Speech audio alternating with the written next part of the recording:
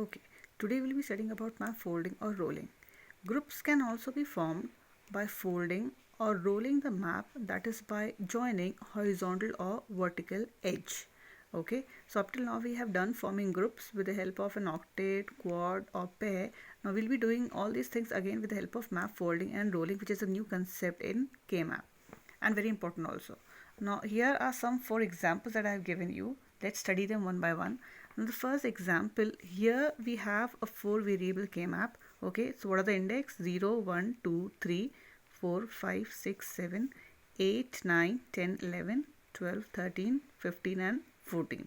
Now the ones are placed here, here, here, here. This one is not visible. Here is the 1, and then we have a 1 here and here. Now if you look at this example here, the ones are placed there at the edges.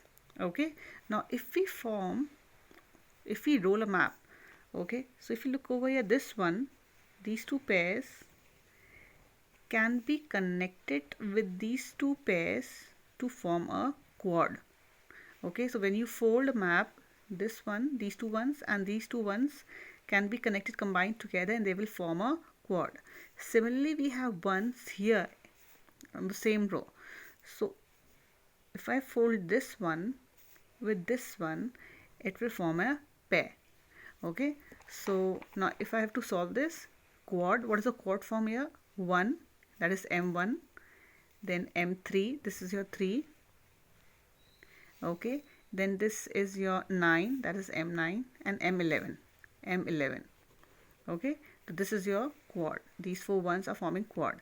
Similarly, a pair is formed by folding these two edges. Okay, so this is for pair we have, okay, we have M12 and then we have M14. Okay, this is your quad. And what we have done in the earlier videos, how to solve a quad and pair, you can use the same method here. Now let's come to the next example here. We have ones here on the top row and we have ones here at the bottom or the last row. Okay, now we can form an octet. How?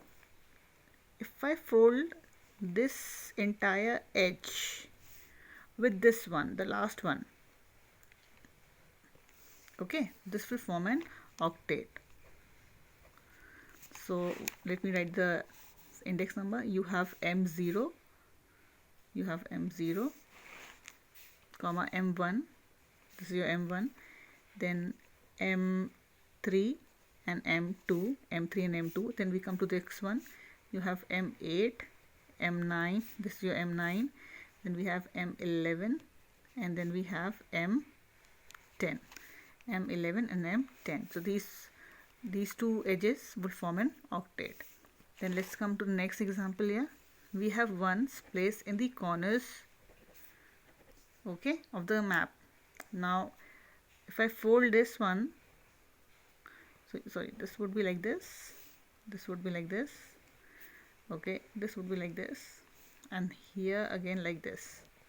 Okay, so this will form an quad because there are 4 ones. So if I fold them from up horizontally and vertically, it will form a 4 ones.